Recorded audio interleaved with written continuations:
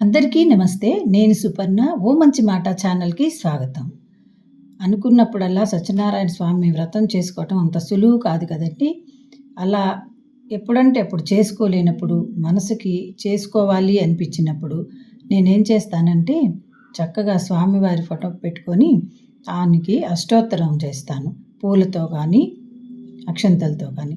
ఆ తర్వాత 108 సార్లు నవగ్రహ స్తోత్రం చదువుకొని, ఆ తర్వాత స్వామివారి కథ వింటాను. తర్వాత ప్రసాదాన్ని నైవేద్యంగా పెడతాను. నాకు చాలా తృప్తిగా అనిపిస్తుంది అలా చేసుకున్నప్పుడల్లా.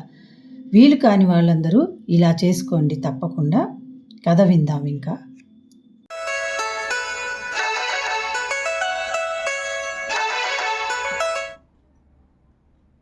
శ్రీ సత్యనారాయణ స్వామి వ్రతకథ ప్రారంభం. ప్రథమ అధ్యాయము. పూర్వము ఒకరోజు నైమిసారణ్యములో సౌనకాది మునులు కూర్చొని పురాణాలను గురించి చర్చించుకుంటున్న సమయములో సౌనకాది మహామునులు సూత మహర్షిని ఇలా అడిగారు: ఓ పౌరాణిక బ్రహ్మ, మానవులు ఏ వ్రతము చేస్తే కోరిన కోరికలు ఫలించి ఇహపరలోక సిద్ధిని పొందుతారో, ఏ తపస్సు చేస్తే లబ్ధి పొందుతారో మాకు వివరముగా తెలియచేయండి అని వేడుకోగా, వారి మాటలు విన్నటువంటి సూత మహర్షి: ఓ మునిశ్రేష్ఠులారా, పూర్వము ఒకప్పుడు దేవర్షి అయిన నారదుడు శ్రీ మహావిష్ణువును మీరు నన్ను అడిగినట్లుగానే అడుగగా, శ్రీ మహావిష్ణువు స్వయముగా నారద మహర్షికి చెప్పిన దానిని మీకు చెబుతాను, శ్రద్ధగా వినండి అని చెప్పసాగారు. పూర్వము కలహప్రియుడు, లోకసంచారి అయినటువంటి నారదుడు సర్వలోకాలను తిరుగుతూ సర్వలోకాల అనుగ్రహం పొందడానికి భూలోకానికి వచ్చారు. భూలోకములో పూర్వజన్మ కర్మఫలము వలన పలు జన్మలు ఎత్తుతూ అనేక కష్టాలను అనుభవిస్తున్నటువంటి మానవులను చూసి జాలిపడి వీరి కష్టాలను కడతీర్చే ఉపాయం ఏది అని విచారిస్తూ విష్ణులోకము అయినటువంటి వైకుంఠము చేరుకున్నారు. దేవర్షి అయిన నారద మహర్షి శ్రీహరిని చూసి: ఓ జగద్రక్ష, భూలోకములో మానవులు నానా విధాలుగా కష్టాలు అనుభవిస్తున్నారు.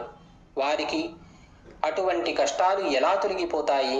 అందుకు ఉపాయాన్ని అనుగ్రహించు ప్రభు అని అడుగగా, దానికి శ్రీహరి ఇలా సమాధానం చెప్పారు: నారదముని, నీవు లోకహితార్థమై చక్కని విషయము అడిగావు. అందుకు గల ఒక వ్రతము ఉన్నది. అది సత్యనారాయణ స్వామి వ్రతము.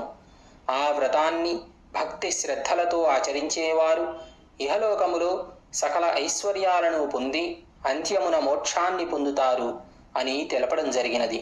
అప్పుడు సౌనకాది మహామునులు సూత మహామునితో: స్వామి, ఆ వ్రతం ఆచరించే విధానం ఏమిటి? ఆచరించడము వలన ఎటువంటి ఫలితము కలుగుతుంది? దాన్ని ఇంతకు ముందు ఎవరైనా ఆచరించారా? అంతా వివరముగా తెలియచేయండి అని ప్రార్థించగా, అప్పుడు సూత మహాముని ఇలా చెప్పసాగారు: శ్రీహరి నారదమునీంద్రుడితో చెప్పిన వ్రత విధానము మీకు చెబుతాను, శ్రద్ధగా వినండి అని ఈ విధముగా చెప్పసాగారు. సత్యనారాయణ వ్రతము సకల దుఃఖ నివారణను చేయడమే కాకుండా అష్టైశ్వర్యాలను, సంతానాన్ని పొందుతారు. అన్నింటా విజయము కలుగుతుంది. ఈ వ్రతాన్ని వైశాఖ మాసములో కానీ, మాఘమాసములో కానీ, కార్తీక మాసములో కానీ, ఏకాదశి, పూర్ణిమ మొదలైన శుభతిథులలో కానీ, రవి సంక్రమణ రోజు కానీ ఆచరించాలి. కష్టాలు సంభవించినప్పుడు, దారిద్ర్యముతో బాధపడుతున్న వారు ఈ వ్రతము చేయటం మంచిది. ఈ వ్రతాన్ని శక్తి కలవారు ప్రతి నెల ఆచరించవచ్చును, లేదా సంవత్సరానికి ఒకసారి చేయవచ్చును. సత్యనారాయణ స్వామి వ్రతాన్ని ఆచరించే రోజున సూర్యోదయానికి పూర్వమే నిద్రలేచి కాలకృత్యాలను తీర్చుకొని స్నానాధికాలు పూర్తి అయిన తరువాత భక్తి శ్రద్ధలతో నిశ్చలమైన మనస్సుతో: దేవాదిదేవ శ్రీ సత్యనారాయణ స్వామి, నీ అనుగ్రహం పొందడానికి భక్తి శ్రద్ధలతో ఈ వ్రతాన్ని ఆచరిస్తున్నాను అని మనస్సులో ధ్యానము చేసుకొని నమస్కరించుకోవాలి. ఈ విధముగా సంకల్పము చెప్పుకున్న తరువాత మధ్యాహ్న సమయములో కూడా కర్మానుష్ఠానాలు నెరవేర్చి సాయంకాలం మళ్ళీ స్నానము చేసి రాత్రి ప్రారంభకాలంలో ఈ వ్రతాన్ని ఆచరించాలి. పూజాస్థలములో గోమయముతో అలికి వరిపిండి మొదలైన 5 రంగుల చూర్ణముతో ముగ్గులు పెట్టి దానిపై తెల్లని నూతన వస్త్రాన్ని పరిచి దానిపై బియ్యము పోసి దానిపై కలశం పెట్టుకోవాలి. ఆ కలశము వెండితో గాని రాగితో గాని ఇత్తడితో గాని మట్టితో గాని చేసుకోవాలి. తరువాత ఆసనముపై మళ్ళీ ఒక నూతన వస్త్రాన్ని పరిచి దానిపై సత్యనారాయణ స్వామి పటాన్ని కాని విగ్రహాన్ని కాని ప్రతిష్ఠించుకోవాలి. విగ్రహాన్ని ఒక కర్షము బంగారముతో కాని అర్ధకర్షము బంగారంతో గాని లేదా పావు కర్షము బంగారంతో అయినా చేయించి పంచము ఋతుములతో అభిషేకించి మంటపములో ఉంచాలి. ముందు విఘ్నేశ్వర పూజ చేయాలి. తరువాత లక్ష్మీదేవిని, విష్ణుమూర్తిని, పరమేశ్వరునిని, పార్వతీదేవిని, సూర్యుడు మొదలైన నవగ్రహాలను, ఇంద్రాది అష్టదిక్పాలకులను, ఆదిదేవత ప్రత్యధి దేవతాయుతముగా పూజించాలి. విఘ్నేశ్వరుడు మొదలైన 5 దేవతలను కలశానికి ఉత్తరములో మంత్రముతో ఉత్తర సమాప్తిగా ప్రతిష్ఠించి పూజించాలి.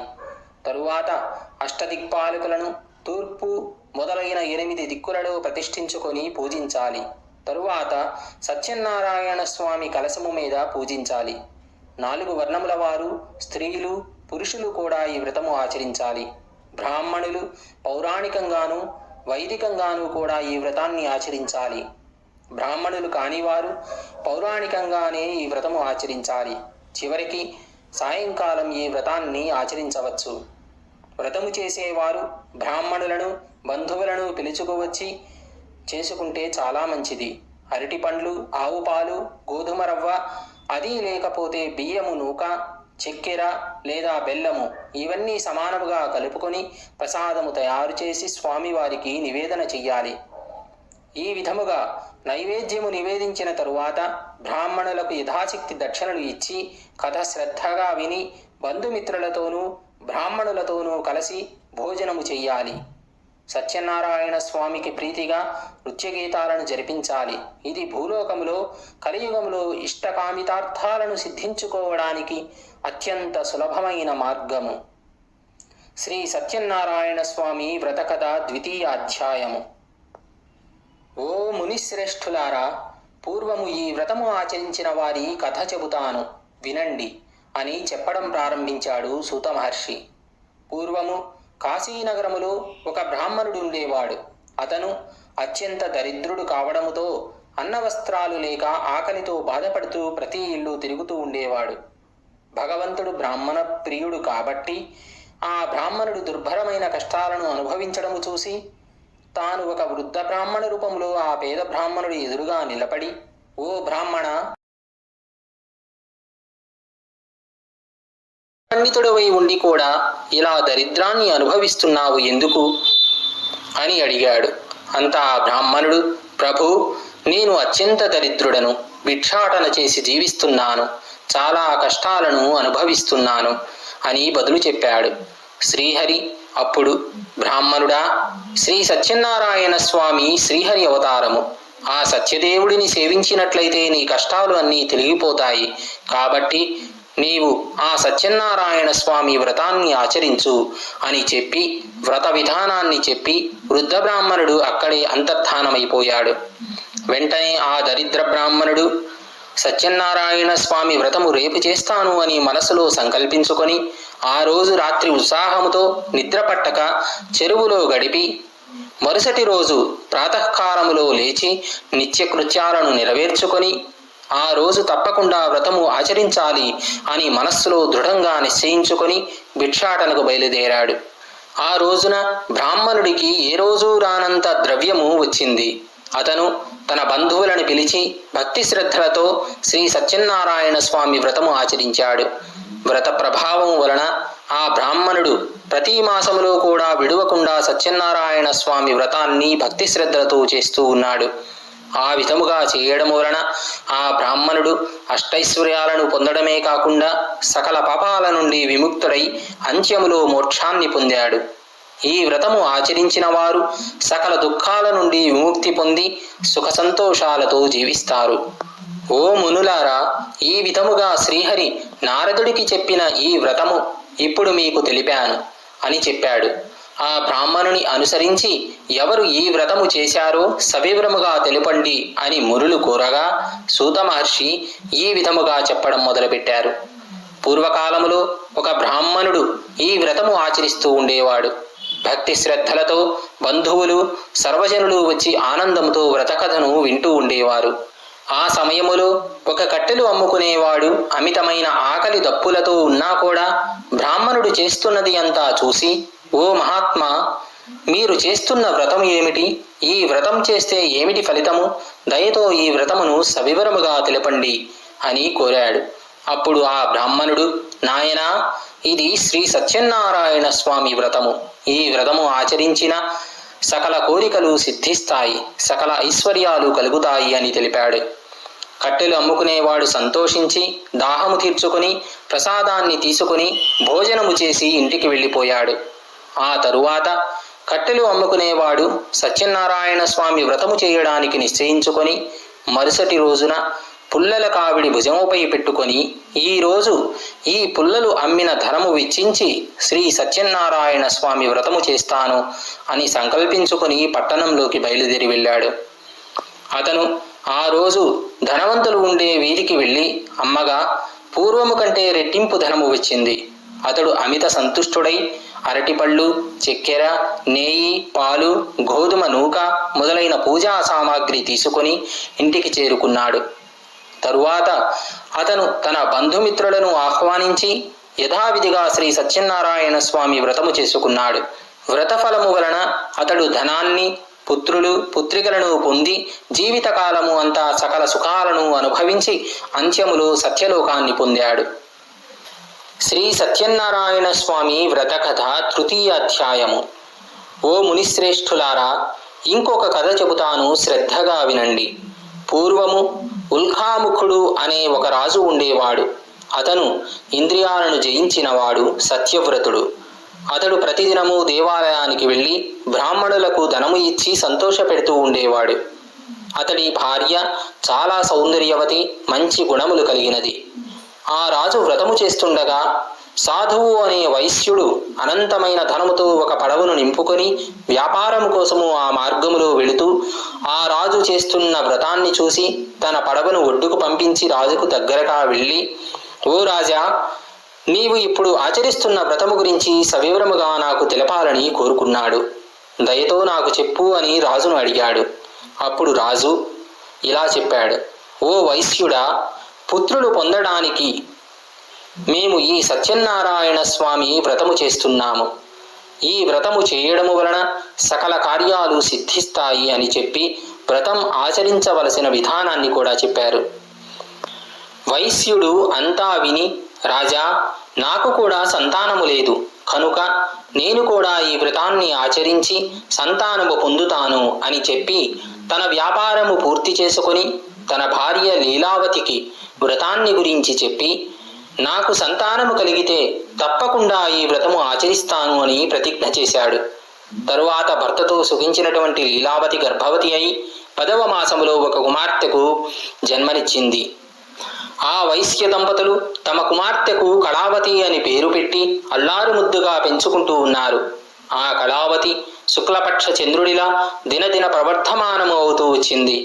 అప్పుడు లీలావతి తన భర్తను చూసి, నాథా, మనకు సంతానము కలిగితే శ్రీ సత్యనారాయణ స్వామి వ్రతము చేస్తామని ప్రతిజ్ఞ చేశారు కదా, మనకు సంతానము కలిగింది కాబట్టి ఆ వ్రతం చేయమని చెప్పింది. అందుకు అతను, అమ్మాయి వివాహకాలములో వ్రతము చేస్తాను అని వ్యాపారము కోసం పట్టణానికి వెళ్ళిపోయాడు. కొంతకాలానికి కళావతికి యుక్త వయస్సు వచ్చింది. ఒక దూతను పిలిచి, నీవు వెళ్ళి అమ్మాయికి తగిన వరుడిని చూసి రమ్మని చెప్పి పంపాడు వైశ్యుడు. వైశ్యుడు చెప్పినటువంటి దానిని ఆ దూత కాంచన నగరానికి వెళ్ళి యోగ్యుడైనటువంటి ఒక వైశ్య కుమారుడిని చూసి తీసుకువచ్చాడు. అన్ని విధాలా తన కుమార్తెకు తగినవాడు కావడంతో ఆ వైశ్య కుమారుడికి తన కుమార్తెను ఇచ్చి వైభవముగా పెళ్లి జరిపించాడు ఆ వైశ్యుడు. ఆ ఆనందములో వైశ్యుడు సత్యనారాయణ స్వామి వ్రతాన్ని గురించి మర్చిపోవడం జరిగింది. అంతటా సత్యనారాయణ స్వామికి ఆ వైశ్యుడిపై కోపం వచ్చింది. వ్యాపారములో ఆరితేరిన ఆ వైశ్యుడు తన అల్లుడితో కలిసి వ్యాపార నిమిత్తము బయలుదేరి సముద్ర తీరములో ఉన్న రత్నసానూపురానికి చేరుకున్నారు. రత్నాసానూపురాన్ని చంద్రకేతు అనే మహారాజు పరిపాలిస్తూ ఉండేవాడు. సాధువు తన వ్రతము చేయకపోవడం వలన శ్రీ సత్యనారాయణ స్వామి కోపముతో ఆ వైశ్యుడికి కఠిన దుఃఖము కలుగుగాక అని శపించాడు. ఆ రాత్రి కొందరు దొంగలు రాజుగారి ధనాగారం నుండి కొంత ధనాన్ని అపహరించి ఆ వర్తకులు ఉన్న చోటికి చేరుకున్నారు. రాజభటులు ఆ దొంగలను పట్టుకోవడానికి నలుమూలలా వెతుకుతూ తన దగ్గరికి వస్తున్నట్టు చూసిన దొంగలు ఆ ధనాన్ని వర్తకుల దగ్గరే వదిలి పారిపోయారు. రాజభటులు ధనాన్ని అక్కడ ఉండడము చూసి వైశ్యులే దొంగలు అని నిశ్చయించుకొని వారిని బంధించి రాజు దగ్గరికి తీసుకుని వెళ్ళారు. భటులు రాజును చూసి, ప్రభు, ధనముతో పాటు దొంగలను పట్టి తీసుకుని వచ్చాము, విచారించి తగిన శిక్షను విధించండి అని తెలిపారు. రాజు ఎటువంటి విచారణ చేయకుండానే వారిని తీసుకువెళ్లి కారాగారంలో బంధించండి అని ఆజ్ఞాపించాడు.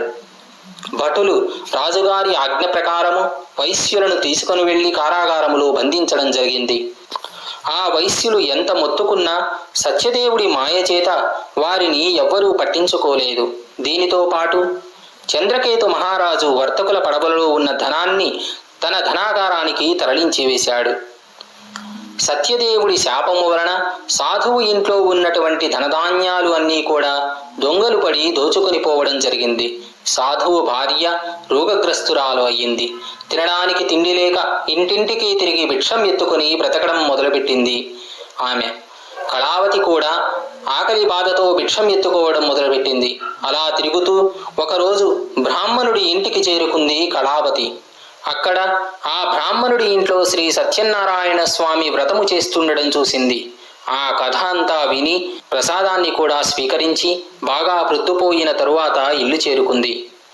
ఆలస్యముగా వచ్చినటువంటి కళావతిని చూసి లీలావతి ప్రేమగా ఇలా అడిగింది, అమ్మాయి, ఇంత రాత్రి వరకు ఎక్కడున్నావు? నీ మనస్సులో ఏముందో చెప్పు అని అడిగింది. దానికి కళావతి, అమ్మా, నేను ఒక బ్రాహ్మణుడి ఇంట్లో సత్యనారాయణ స్వామి వ్రతము జరుగుతుండగా చూస్తూ ఉండిపోయాను. అమ్మా, ఆ వ్రతము కోరిన కోరికలు తీరుస్తుందట కదా అంది. అప్పుడు లీలావతి కళావతి చెప్పిన మాటలు విని వ్రతము చేయాలని సంకల్పించుకుంది.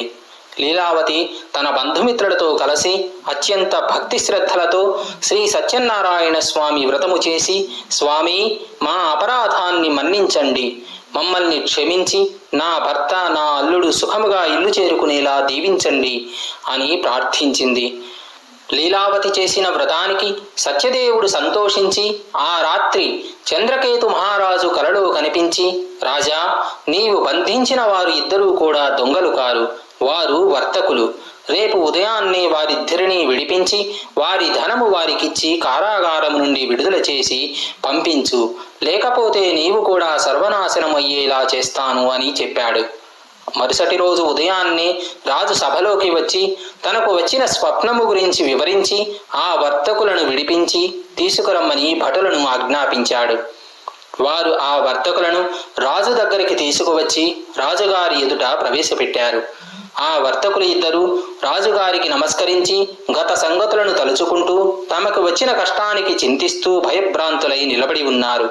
అప్పుడు రాజు వర్తకులను చూసి, వర్తక శ్రేష్ఠులారా, మీకు ఈ ఆపద దైవవశము వలన సంభవించింది కాబట్టి భయపడకండి అని ఓదార్చి వారిని బంధవిముక్తులను చేసి వారికి నూతన వస్త్రాలను ఇచ్చి సత్కరించి వారి ధనానికి రెట్టింపు ధనము ఇచ్చి సకల మర్యాదలతో సత్కరించి ఇక సుఖముగా మీ ఇంటికి వెళ్ళవచ్చు అని చెప్పారు. వర్తకుల పరమానంద భరితులై రాజును అనేక విధములుగా కొనియాడి సెలవు తీసుకుని తమ నివాసానికి తిరుగు ప్రయాణమయ్యారు. శ్రీ సత్యనారాయణ స్వామి వ్రతకథ చతుర్థ అధ్యాయము. సూత మహర్షి ఇంకా ఇలా చెప్పడం మొదలుపెట్టారు.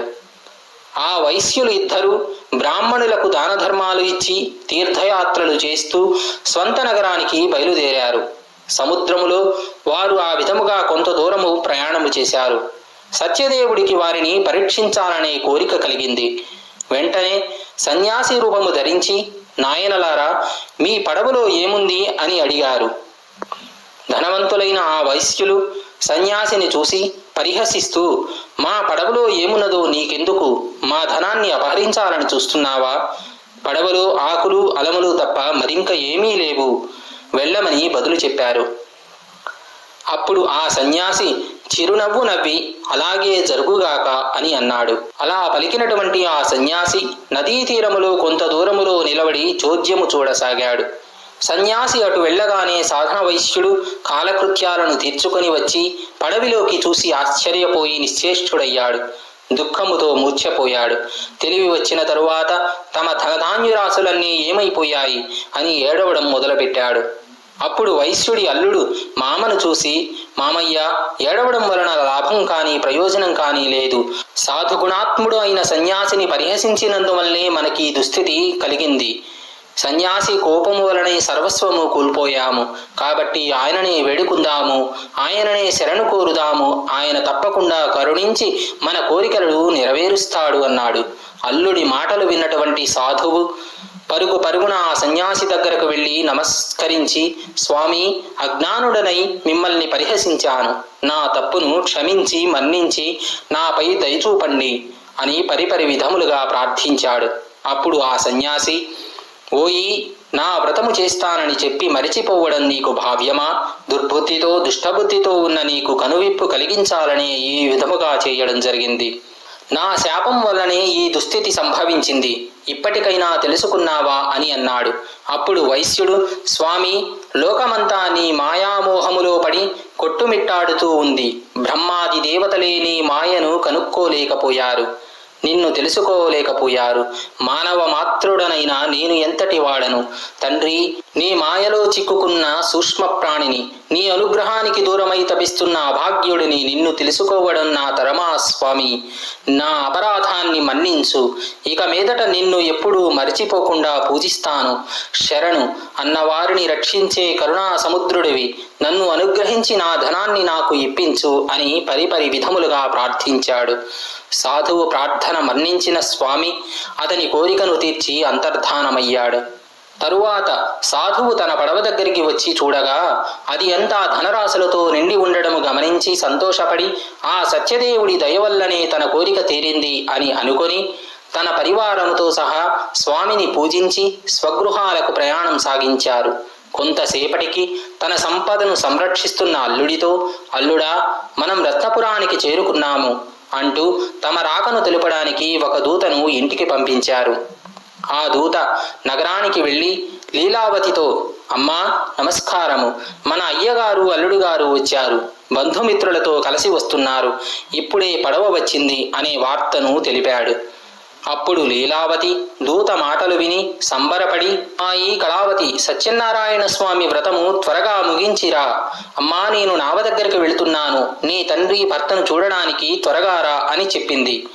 తల్లి మాటలు విన్నటువంటి కళావతి వ్రతము ముగించి ప్రసాదాన్ని కూడా తినడం మరచిపోయి పరుగు పరుగున తన పతిని చూడడానికి వెళ్ళింది. ప్రసాదాన్ని తిననందుకు సత్యదేవుడికి కోపము వచ్చి ధనాన్ని సంరక్షిస్తున్న అల్లుడితో సహా పడవ మునిగిపోయేలా చేశాడు. అది చూసి ఒడ్డున నిలబడి ఉన్నవారు హాహాకారాలు చేయడం ప్రారంభించారు. లీలావతి, కళావతి అమితముగా దుఃఖించసాగారు. హఠాత్తుగా పడవ మునగడం చూసినటువంటి తల్లి నెత్తి నోరు బాదుకుంటూ భర్తతో ఇలా అంది, ఏమండి, అల్లుడు అంత హఠాత్తుగా పడవతో సహా ఎలా మునిగిపోయాడు? ఇదంతా దేవుడి మాయ కాక మరో ఏమిటి అని రోధించసాగింది. కళావతి తన ఎదురుగానే తన భర్త మునిగిపోవడం చూసి పడి ఏడవడం మొదలుపెట్టింది. తన భర్త పాదుకలను తీసుకొని వాటితో సహా సహగమనం చేయడానికి సిద్ధపడింది. సాధువు ఇదంతా చూసి దుఃఖిస్తూ ఆలోచించి, ఇదంతా ఆ స్వామి మహిమే అయి ఉంటుంది అని భావించి గ్రహించి తన శక్తి కొలది స్వామిని పూజిస్తాను అని తలచి అందరితో పాటు స్వామిని వేడుకోసాగాడు. అప్పుడు స్వామి సాధువును కరుణించి అదృశ్య రూపములో ఉండి ఇలా అన్నాడు, ఓయి, నీ కుమార్తె భర్తను చూడాలనే తొందరపాటులో నా ప్రసాదాన్ని కూడా తినడం మర్చిపోయింది. ఆమె మళ్ళీ ఇంటికి వెళ్ళి ప్రసాదాన్ని తీసుకున్నట్లయితే అంతా శుభమే జరుగుతుంది అని చెప్పాడు. ఆకాశవాణి పలుకులు విన్నటువంటి కళావతి వెంటనే ఇంటికి వెళ్ళి ప్రసాదాన్ని స్వీకరించి తన తప్పును మన్నించమని వేడుకొని తిరిగి సముద్రానికి చేరుకుంది. ఆశ్చర్యముగా తన భర్త నావతో సహా నీటిపై తేలడము చూసి సంతోషపడింది. అందరూ ఆనందించారు. అప్పుడు కళావతి తండ్రితో, తండ్రి, ఇక ఆలస్యం ఎందుకు, ఇంటికి వెళదాను రండి అని పలికింది. అప్పుడు సాధువు అక్కడే అందరితో కలిసి శ్రీ సత్యనారాయణ స్వామి వ్రతము చేసుకుని ఇంటికి వెళ్ళాడు. ఆ తరువాత ఆ వైశ్యుడు తన జీవితకాలము అంతా కూడా ప్రతి పౌర్ణిమ తిథిలో రవి సంక్రమణ సమయములో శ్రీ సత్యనారాయణ స్వామి వ్రతము చేస్తూ సర్వ సుఖాలను పొంది అంత్యములో అమరలోకము చేరుకున్నాడు. శ్రీ సత్యనారాయణ స్వామి వ్రతకథ 5వ అధ్యాయము. సూత మహర్షి ఇంకా ఇలా చెబుతున్నాడు. ఓ మునిశ్రేష్ఠులారా, మీకు మరొక కథను చెబుతాను, శ్రద్ధగా వినండి. పూర్వము తుంగధ్వజుడు అనే రాజు అత్యంత ధర్మపరాయణుడై ప్రజలను కన్నబిడ్డలుగా చూసుకుంటూ రాజ్యపాలన చేస్తూ ఉండేవాడు. ఆ మహారాజు ఒకరోజు వేటకు అడవికి వెళ్ళి తిరిగి వచ్చే మార్గమధ్యములో విశ్రాంతి తీసుకుంటూ ఉండగా ఒక మారేడు చెట్టు కింద కొంతమంది గొల్లలు తమ బంధుమిత్రులతో కలిసి వ్రతము చేసుకుంటుండగా చూసి స్వామికి నమస్కారమైనా చేయకుండా నిర్లక్ష్యము చేశాడు. వ్రతము పూర్తయిన తరువాత గోపాలురు ప్రసాదాన్ని రాజుగారిని స్వీకరించమని అడిగారు.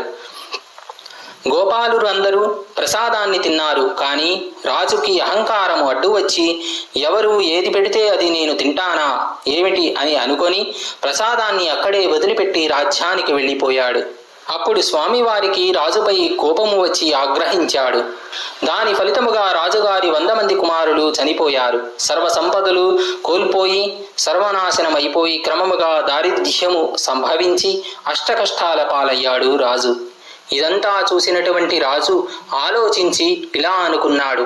ఆహా, ఆ రోజు గొల్లలు ఇచ్చిన స్వామివారి ప్రసాదాన్ని నేను తినటమేమిటని తిరస్కరించినందుకే స్వామి నాపై ఆగ్రహము చెంది నాకు ఇటువంటి శాస్తి చేశాడు అని అనుకొని వెంటనే గొల్లలు ఉన్న చోటికి వెళ్ళి నియమనిష్టలతో భక్తి శ్రద్ధలతో సత్యదేవుడి వ్రతము ఆచరించాడు. అప్పుడు స్వామి దయతలచి మళ్ళీ ధనధాన్యాలు మొదలైన సంపదలను 100 మంది పుత్రులను రాజ్యసుఖాలను ఇచ్చి అనుగ్రహించాడు. రాజు సర్వసుఖాలను అనుభవిస్తూ క్రమము తప్పకుండా స్వామివారి వ్రతాన్ని చేస్తూ అంత్యకాలంలో సత్యలోకానికి చేరుకున్నాడు. ఎంతో మహోన్నతమైన ఈ సత్యనారాయణ స్వామి వ్రతాన్ని భక్తి శ్రద్ధలతో చేసినవారు, వ్రతము చూసినవారు, కథలను విన్నవారు శ్రీ సత్యనారాయణ స్వామి అనుగ్రహానికి పాత్రులు అవుతారు. ఆయన కృపతో ధనధాన్య సంపదలను పుత్రపౌత్రాది సంతానము పొందుతారు. ఇహపరలోకాలలో సర్వసౌఖ్యాలను అనుభవిస్తూ మోక్షము పొందుతారు. ఈ వ్రతాన్ని భక్తి శ్రద్ధలతో చేసినట్లయితే దరిద్రులు ధనవంతులవుతారు, బంధ విముక్తి పొందుతారు, భయాలు తొలగిపోతాయి. అలాంటి భక్తులు నిశ్చయముగా సకలాభీష్ట సిద్ధిని పొంది అంత్యములో సత్యలోకానికి చేరుకుంటారు. కాబట్టి ఓ మునులారా, మానవులను సర్వదుఖాల నుండి విముక్తి చేసేటువంటి మహిమగల శ్రీ సత్యనారాయణ స్వామి వ్రత విధానము, దాని ఫలితాలను ఆచరించి ముక్తి పొందిన వారి కథలను మీకు తెలిపాను. విశేషించి కలియుగములో శ్రీ సత్యనారాయణ స్వామి వ్రతాన్ని మించినది లేదు. ఇది ప్రత్యక్ష ఫలప్రదమైనది. ఈ కలియుగములో సత్యనారాయణ స్వామిని కొందరు సత్యదేవుడు అని, సత్యనారాయణ అని, సర్వేశ్వరుడు అని పిలుచుకుంటూ ఉంటారు. శ్రీ సత్యనారాయణ స్వామి వ్రతకథ సమాప్తం.